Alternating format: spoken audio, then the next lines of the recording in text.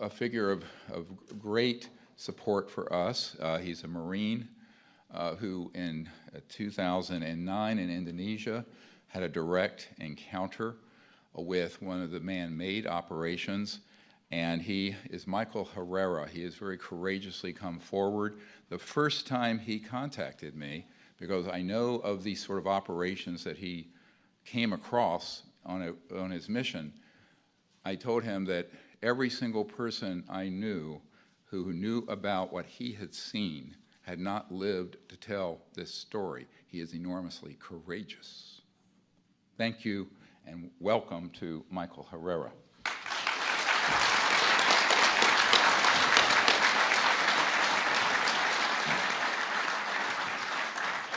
Well, thank you all for being here. What I'm about to tell you hasn't been something that I've disclosed until recently in the help of Dr. Greer, among other people, so I appreciate your help with this. In 2009, my unit, which was most degraded infantry battalion in the entire Marine Corps, which was 2nd Battalion, 5th Marines, was called in to do humanitarian assistance operations out in the Philippines, which was Operation Quetzana, which we were attached to the 31st Marine Expeditionary Unit, which conducts maritime operations all throughout Southeast Asia, in conjunction with the 7th Naval Fleet, which houses one landing helo deck, or LHD, among LPDs, which is what I was on, called a USS Denver. Ironically, that's where I'm from, so kind of felt like home. Now, during that operation in Quetzana in the Philippines, they had actually heard that a tsunami and earthquake hit the western part of Sumatra, which is western Indonesia, Padang City more specifically.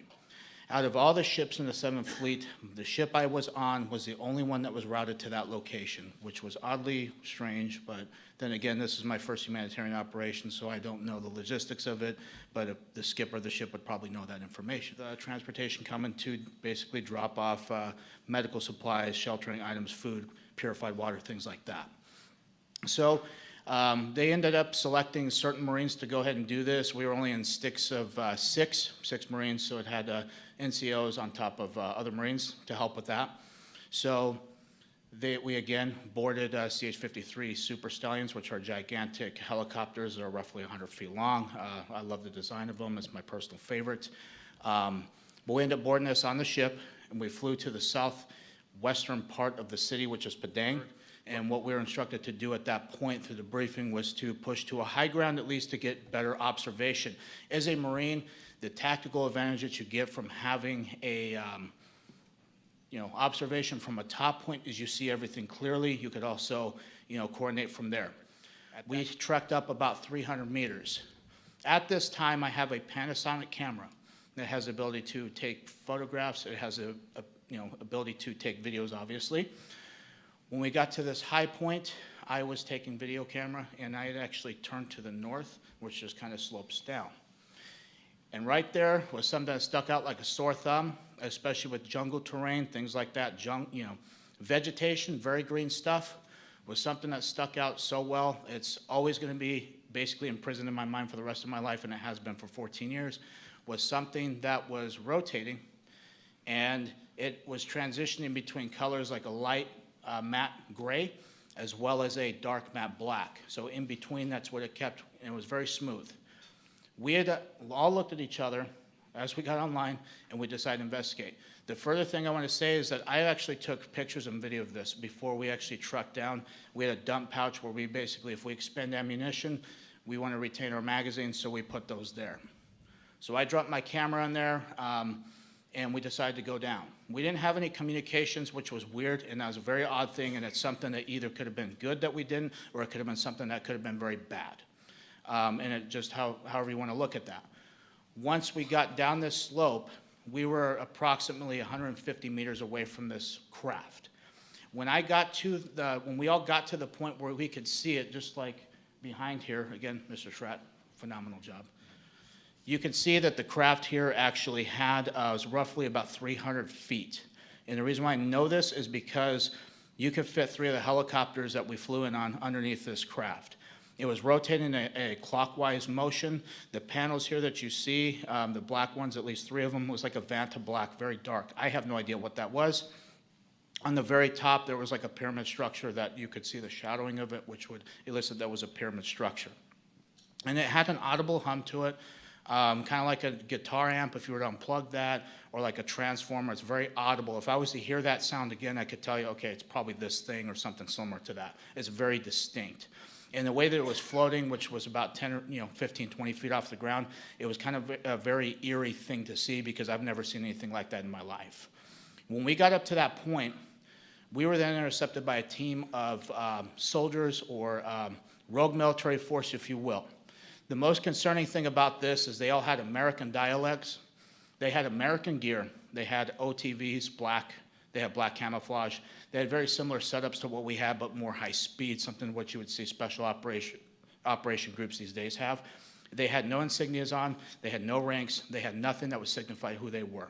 They had black ball caps. They had M4A4s that were equipped with ACOGs, which was a step up from what we were currently issued, as well as PEC-16 IR illumination devices that you use for night vision and night patrols, things like that. So we were engaged. We had 8 of them put the drop on us. You could audibly hear them blow the safety selectors off. They basically started screaming at us, telling us what we were doing, we were not allowed to be there, who were we with, what were we doing there, threatened that they could kill us right then and there. We could get lost in the jungle. They could throw us out of a helicopter if they needed to.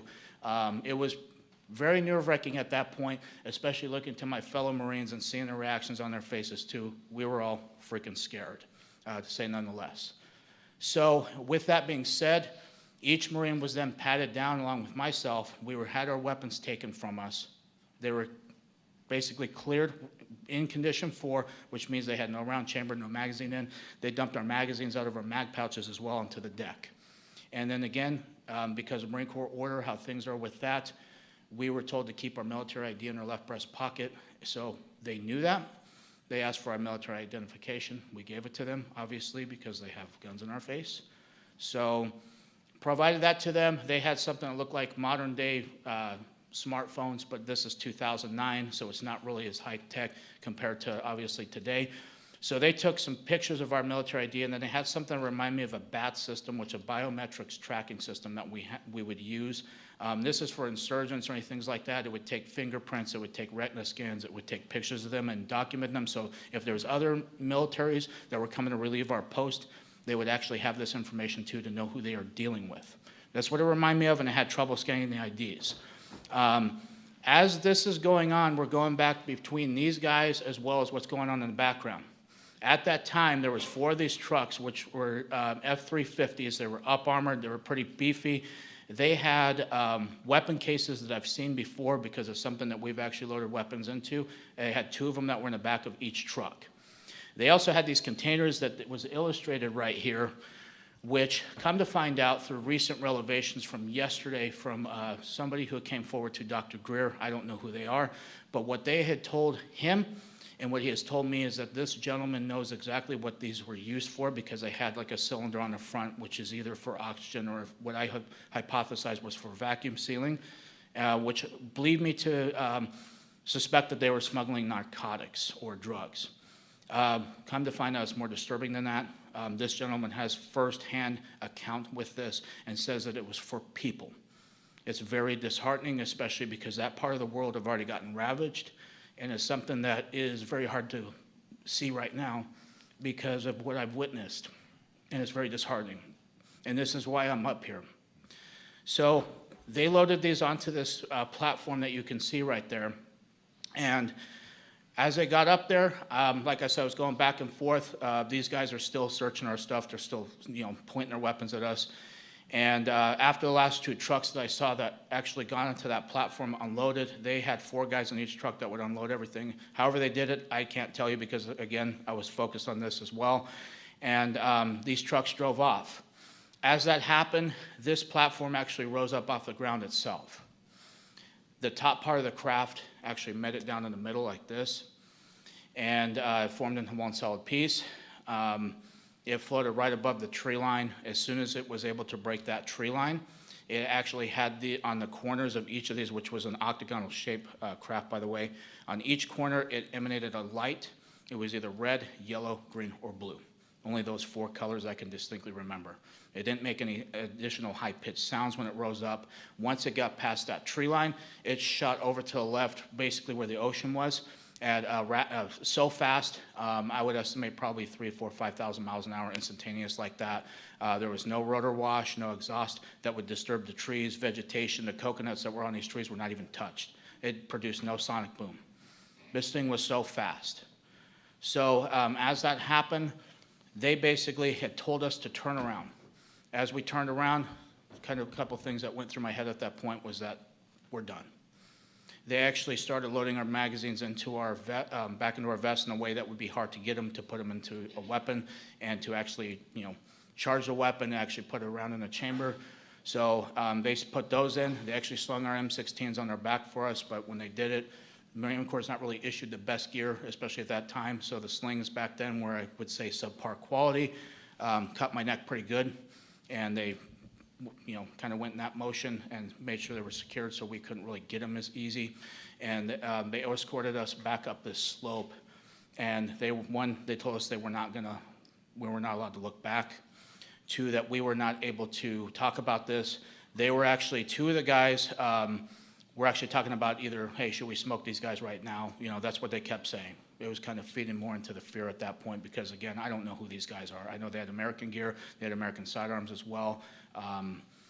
If these guys have actually taken an oath like we have, and then why they're going against people like us and even willing to kill servicemen who just even stumbled onto this, it just blows my mind, and it's very sick.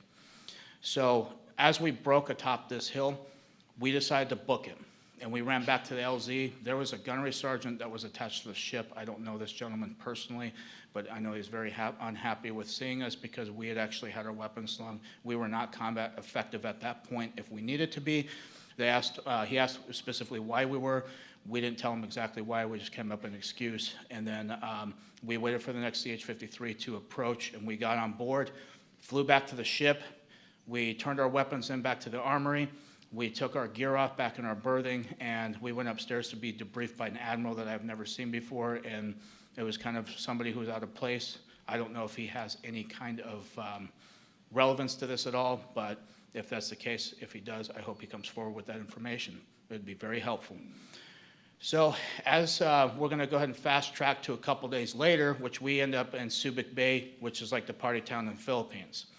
So we had 3 days there of liberty. The first night I come back, because we had to report back to the ship each night, we were not allowed to stay out in town. My rack was on my camera was on my rack, and the memory card that was in it was out, and my battery was out of the camera, missing as well. So all of that was missing. The only thing that was there was the camera. Mind you, I had my locker secured. I had other stuff that was basically piled on top of that camera. So whoever did it knew what the hell happened. So after that, the other thing that was also notable with that was each of the Marines that were with me also had their cell phones taken that they brought. Even though they didn't bring them on the mission, all their stuff was missing. The other stuff, the other people in the actual platoon never had their stuff touched. It was only us 6 that were affected. So fast tracking back when we returned back to Okinawa, one day I had got a call from the duty that was in the barracks. Each barracks has like a duty of Marines that are making sure there's still order, things like that. He had been told that I needed to go up to the CP, so he informed me, so I had hightailed it up there.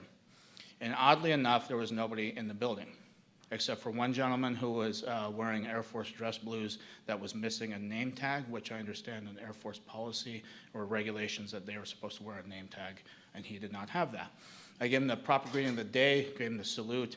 He had pulled me into an office, and he had said, "You are not allowed to tell anybody in your chain of command. I don't care if it's a general. I don't care if it's anybody. You are not allowed to talk about what happened. You can go to prison for this, or you could be killed."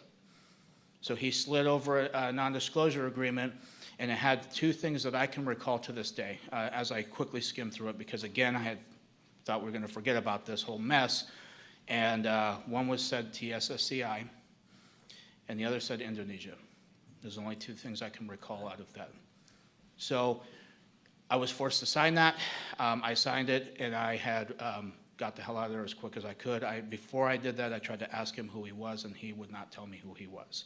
So I hightailed it back, and I have not spoken about it ever since I was able to recently because what the law passed. But that is my account for you guys. This is also an urging for anybody in Washington, D.C. who's a political figure.